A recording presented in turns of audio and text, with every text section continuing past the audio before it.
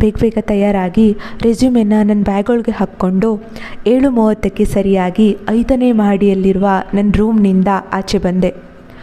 ಯಾರೂ ನನ್ನನ್ನು ಎಬ್ಬಿಸದೇ ಇರಲಪ್ಪ ಅಂದ್ಕೊಂಡು ಗ್ರೌಂಡ್ ಫ್ಲೋರ್ನಲ್ಲಿ ಮಲಗಿದ್ದ ಲಿಫ್ಟನ್ನು ಕರೆದಾಗ ಅಯ್ಯೋ ಇದ್ಯಾರೋ ಕರೀತಿದಾರಲ್ಲಪ್ಪ ಅಂದ್ಕೊಂಡು ನಿಧಾನವಾಗಿ ನಿದ್ದೆಗಣ್ಣಲ್ಲೇ ಬರತೊಡಗಿತು. ಅಯ್ಯೋ ಈ PG ಲಿಫ್ಟನ್ನು ನಂಬ್ಕೊಂಡಿದ್ರೆ ಕತೆ ಅಷ್ಟೇ, ಮೆಟ್ಲಲ್ಲೇ ಇಳ್ಕೊಂಡು ಹೋಗ್ತೀನಿ ಅಂದ್ಕೊಂಡು ಕೆಳಗೆ ಬಂದು ನೋಡಿದಾಗ ಅಲ್ಲಿ PG ಆಂಟಿ ಇದ್ದರು. ಅವರಿಗೊಂದು ಹುಸಿನಗೆ ಬೀರಿ ಮನಸ್ಸಿನಲ್ಲೇ ಅವರು ಮಾಡ್ತಿದ್ದ ಕಾಂಕ್ರೀಟ್ ಉಪ್ಪಿಟ್ಟನ್ನು ಬೈಕೊಳ್ತಾ ಆಚೆ ಬಂದೆ. 4 ಹೆಜ್ಜೆ ನಡೆದಂತೆಯೇ 2 ನಾಯಿಗಳು ಸದ್ದಿಲ್ಲದೆ ನನ್ನನ್ನು ಹಿಂಬಾಲಿಸುತ್ತಿದ್ದವು. ಆಗ ನನಗೆ ನನ್ನ ಶಾಲೆಯಲ್ಲಿ ಟೀಚರ್ ಒಬ್ಬರು ಬೊಗಳು ನಾಯಿ ಕಚ್ಚೋದಿಲ್ಲ ಎಂದು ಹೇಳಿದ್ದು ನೆನಪಾಯಿತು. ಓ ಹಾಗಿದ್ದರೆ ಕಚ್ಚೋ ನಾಯಿ ಬೊಗಳಲ್ವೇನೋ ಅಂತ ನಾನೇ ಲೆಕ್ಕಾಚಾರ ಹಾಕಿ ಅಯ್ಯೋ ಈ ನಾಯಿಗಳು ಬೇರೆ ಬೊಗಳ್ತಾ ಇಲ್ವಲ್ಲಪ್ಪ, ನನ್ನನ್ನು ಕಚ್ಚಿದ್ರೆ ಏನು ಗತಿ ಅಂತ ಭಯವಾಗಿ ಶಿವ ಶಿವ ಎನ್ನುತ್ತಾ ಜೋರಾಗಿ ನಡೆಯುತ್ತಾ ಬಂದೆ. ಪಕ್ಕದಲ್ಲೇ ನನಗೆ ಶಿವ ಶಿವ ಎಂಬ ಮೆಲುದನಿ ಕೇಳಿಸಿತು. ಹಿಂದೆ ತಿರುಗಿ ನೋಡಿದರೆ ಹಸಿರು ಸೀರೆ ತೊಟ್ಟ ಒಬ್ಬರು ಅಜ್ಜಿ ನಿಧಾನವಾಗಿ ನಡ್ಕೊಂಡು ಬರ್ತಿದ್ರು. ಅವರ ಬಿಳಿ ಶೂಗಳ ಮೇಲೆ ಗಾಡಿಗಳ ರಭಸ ತಾಳಲಾರದೆ ಬಂದು ಅಂಟಿಕೊಳ್ತಿದ್ದ ಧೂಳುಗಳು ನಮ್ಮ ಬೆಂಗಳೂರು ಬೆಳಬೆಳಗ್ಗೆನೇ ಎಷ್ಟು ಬ್ಯುಸಿ ಎಂದು ಹೇಳ್ತಿದ್ವು. ಅಜ್ಜಿ ಏನಾಯಿತು, ಸುಸ್ತಾಗಿರೋ ಥರ ಕಾಣಿಸ್ತಿದ್ದೀರಿ ಅಂದೆ. ನಡೆದು ಸುಸ್ತಾಯ್ತಮ್ಮ ಅಂದರು. ಮತ್ತು ಯಾಕೆ ನಡೀತಿದ್ದೀರಾ, ಎಲ್ಲಿಗೆ ಹೋಗಬೇಕು ಅಂದೆ. ನಾನೇನು ಮಾಡಲಿ, ಶಕ್ತಿ ಇರುವಾಗ ನನ್ನನ್ನು ನಾನು ನೋಡ್ಕೊಳ್ಳೇ ಇಲ್ಲ, ಈಗ ನೋಡ್ಕೊಳ್ಬೇಕು ಅಂದರೂ ಶಕ್ತಿ ಇಲ್ಲ.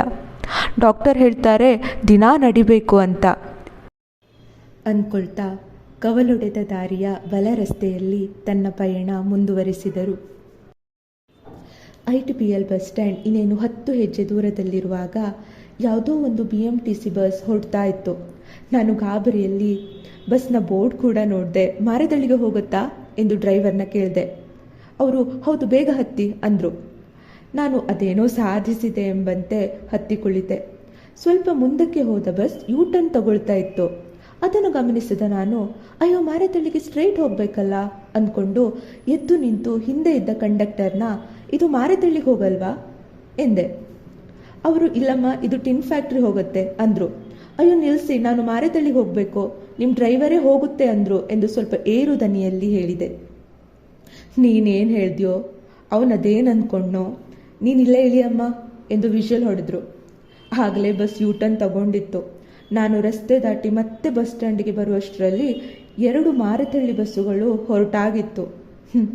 ಜೀವನದಲ್ಲಿಯೂ ಹಾಗೆ ಅಲ್ವಾ, ಸ್ವಲ್ಪ ಎಡವಿ ದಾರಿ ತಪ್ಪಿದ್ರೂ ಮತ್ತೆ ಸರಿ ದಾರಿಗೆ ಬರುವಷ್ಟರಲ್ಲಿ ಎಷ್ಟೊಂದು ಅವಕಾಶಗಳು ತಪ್ಪಿ ಹೋಗ್ಬೋದು. ಸುಮಾರು ಅರ್ಧ ಗಂಟೆ ಆದರೂ ಬಸ್ ಬಂದೇ ಇಲ್ಲ. ಸಮಯ ಆಗಲೇ 8:30 ಆಗಿತ್ತು. ದೂರದಿಂದ ಒಂದು ಬಸ್ ಬರುವುದು ಕಾಣಿಸಿತು. ಈ ಬಾರಿ ಯಾವ ತರಹದ ಆತುರವೂ ಮಾಡದೆ ಬೋರ್ಡ್ ನೋಡಿ ಖಾತ್ರಿಪಡಿಸಿಕೊಂಡು ಬಸ್ ಹತ್ತಿದೆ.